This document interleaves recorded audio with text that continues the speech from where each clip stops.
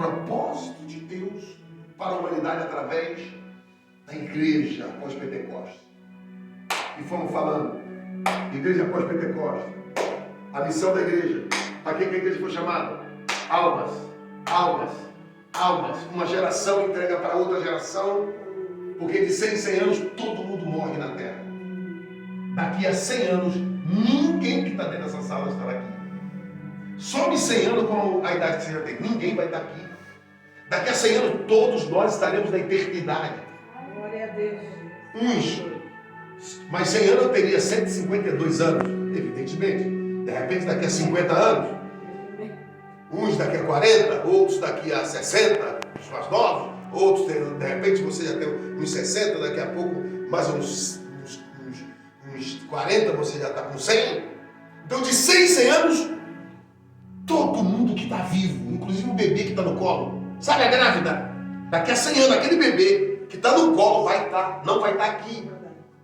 100 em 100 anos, todo mundo morre. E essa geração tem que entregar para outra geração um evangelho poderoso. Para que essa outra geração continue com esse evangelho poderoso. Senão ele morre. Senão a missão morre. Senão a visão morre. E eu falei sobre os discípulos, profundo isso aqui. Os discípulos entregaram em Atos Apóstolos. Filipe e Samaria. João na ilha de Pátimo, o último apóstolo a morrer. E ele entrega agora para os pais da igreja, que talvez alguns de vocês não sabem quem eram os pais, ou quem foram os pais da igreja. Após os discípulos, 100 anos depois, surgiu Clemente de Alexandria, Policarpo, homens tão cheios do Espírito Santo, tão cheios da glória de Deus quanto os discípulos, que também entregaram para uma outra geração, para o ano 300. Aí chegou o imperador Constantino. Perseguição da igreja, morte, tal. Constantino disse: ninguém persegue crente mais, ninguém mata mais crente. E a igreja morreu e tornou-se a religião do Estado e virou a igreja católica, a indulgência. Proibiu as bíblias, as cartas, e era tudo em latim. Ninguém entendia latim. Só sabe falar latim? Só sabe falar latim? Ninguém entendia latim. Todo amém. Mas ninguém sabia o que estava lá. Que o diabo arrancou a palavra, o diabo arrancou a revelação e trouxe invenções, trouxe armadilha, e o evangelho morreu e ficou indulgência, purgatório, tal, fumacinha, simbolizando o Espírito Santo, fumacinha, fumacinha.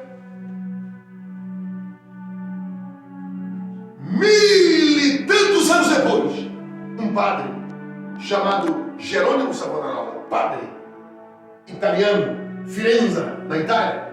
Este padre começou a entrar na palavra. Quando você entra na palavra, ela entra em você. Aleluia! Quando você mexe com ela mexe com você. Aleluia! Quando você fala dela, ela fala de você. Glória! Esse padre começou a trazer umas missas diferentes. E ele, o que ele falava? Ele denunciava o pecado. Ele falava: italianos, abandonem os carnavais, abandonem as indulgências, abandonem o pecado, abandonem a vaidade. E na catedral de Florença, Firenze, 6 horas da manhã era a missa, a primeira missa. 3 da manhã a multidão já estava esperando as portas se abrir para pegar o lugar. Porque o padre Jerônimo era cheio de um poder que os outros padres não tinham. A igreja católica em Roma diz: o que está acontecendo em Firenze? Esse homem está pregando heresia, pregando doutrinas que a igreja não prega. E mandou pegá-lo e prendê-lo.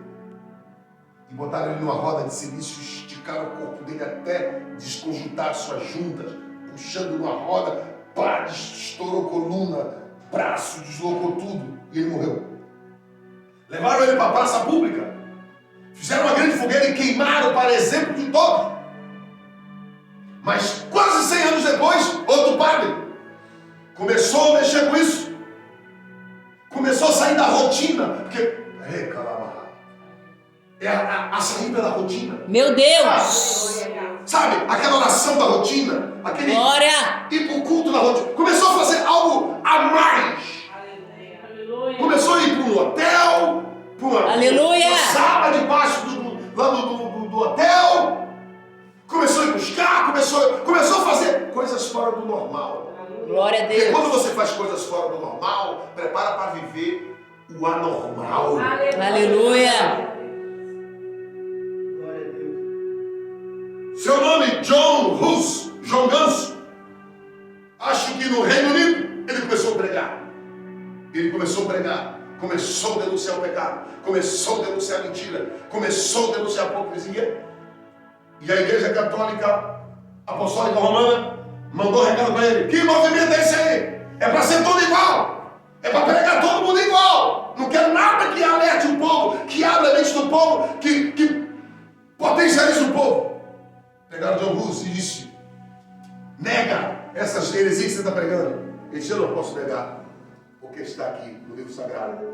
Ele, o outro nós matamos e depois queimamos. Você, nós vamos queimar vivo. E botaram ele em cima de uma estaca, numa grande fogueira, e quando acenderam a fogueira, disseram: tens a última chance. Nega agora e viva, ou morre. E o fogo queimando, ele resolveu falar. Começou a quebrar. Ele disseram: calma, ele vai pedir clemência a Roma agora. Ele disse: podem matar o Ganso, mas daqui a 100 anos Deus levantará outro que vocês não poderão queimar. Glória a Deus. Curra lançou uma profecia que se cumpriu com 102 anos. Quem outro padre alemão, devoto de Santana, seu nome Martinho, que estudou para ser advogado, mas numa caminhada o raio veio e ele fez um voto. Se Santana salvasse ele, ele seria monge. E ele virou monge. E depois virou padre poliglota. E ele, padre poliglota, achou o livro de Hebreus. E começou a ler o livro de Hebreus. E ele disse: peraí, o justo viverá pela fé. Aleluia. Não é as indulgências. Não é Glória a as... Deus. É a fé. É a fé. E Martinho Lutero começou a pregar um negócio diferente. Começou a pregar. Começou a estudar. Começou a pregar. Porque a Bíblia, você mexe com ela, ela mexe com você. Aleluia. Você entra ela entra em você. Glória a Deus. Ela muda, transforma você. Aleluia. E a Igreja Católica Institucional disse: nós matamos os dois. E você vai matar. Mas havia uma profecia dizendo: tu não morrerás. E a reforma protestante veio e sacudiu a Europa e o mundo. Depois da reforma, veio o grande avivamento na rua Azusa, uma igreja de negros, descendentes de escravos. Começaram a buscar, começaram a clamar, começaram a se reunir em um lugar pequeno. E o fogo foi tão grande, que sacudiu os Estados Unidos. E dois brancos, bonitos, grandes, suecos, jovens estavam lá. Seus nomes: Daniel Berg e o outro, Gunnar Wingren.